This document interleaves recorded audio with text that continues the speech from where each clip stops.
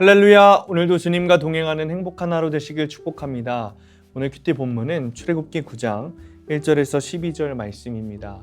오늘 큐티는 가축 재앙과 악성 종기 재앙이라는 제목으로 함께 묵상하겠습니다. 말씀 질문입니다. 바로는 왜 마음이 완악해졌나요? 바로가 하나님의 백성 보내기를 거절하니 하나님은 애굽의 가축에게 심한 돌림병을 내려 죽게 하십니다. 이런 재앙들이 주로 불편함을 안겨주었다면 이제부터 임하는 재앙은 동물과 사람의 생명에 영향을 줍니다. 처음으로 생명이 상하는 폐해를 본 바로는 이스라엘의 가축은 하나도 죽지 않는 것을 확인합니다. 7절입니다. 바로가 사람을 보내어 본즉 이스라엘 가축은 하나도 죽지 아니하였더라. 그러나 바로의 마음이 완강하여 백성을 보내지 아니하니라. 말씀 듣기를 거절하고 억지를 부릴수록 재앙의 강도는 점점 세집니다. 바로처럼 자기 고집을 부리지 말고 하나님의 말씀에 순종할 때 심판의 손이 아니라 구원의 손을 경험하게 됩니다. 이어서 6번째 재앙을 내리십니다. 모든 가축을 잃고도 바로가 버티자 하나님은 바로에게 경고 없이 재앙을 내리시는 거예요. 10절 말씀입니다. 그들이 화덕의 재를 가지고 바로 앞에 서서 모세가 하늘을 향하여 날리니 사람과 짐승에게부터 악성 종기가 생겼다. 모세가 화덕의 재를 하늘을 향하여 날리니까 그 재가 사람과 짐승에게 붙는 거예요. 그리고 그 붙은 자리에 악성 종기가 생기는 거죠. 화덕의 재는 하나님의 심판을 상징합니다. 동시에 이스라엘이 바로의 노예로서 화덕에서 벽돌을 만들어야 했던 그 고통을 하나님께서 들으셨다는 것을 보여줍니다. 악성 종기 재앙은 처음으로 애굽인들의 몸에 직접적인 고통을 안겨주는 거예요. 물론 바로는 요술사들을 고용해서 이 재앙이 떨어지도록 합니다. 11절입니다.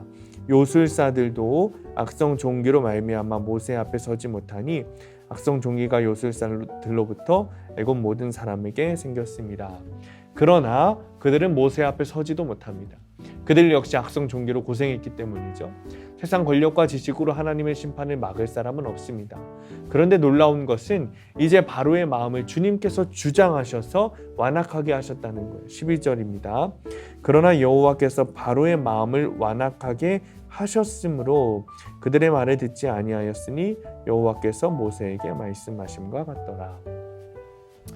바로의 완악함 또한 하나님의 주권하에 있고 하나님의 미리 말씀하신 대로 모든 일이 이루어집니다. 따라서 모든 것을 다스리시는 하나님을 신뢰할 때 우리는 어떤 상황도 인내하며 지나갈 수 있습니다.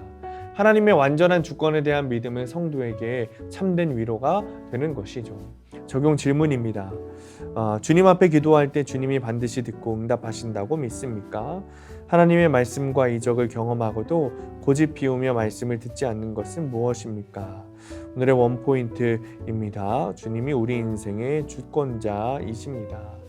바로가 아무리 발버둥 쳐도 주님이 계획하신 것을 막을 수 없었습니다. 우리의 인생도 주님의 계획 가운데 있으니 말씀으로 순종하고 고난이 오지 않습니다. 오늘도 주님 앞에 순종하면서 주님께 모든 것을 의탁하시고 살아가시기를 축복합니다. 기도하겠습니다. 주님께서 우리의 주권자이심을 믿기 원합니다.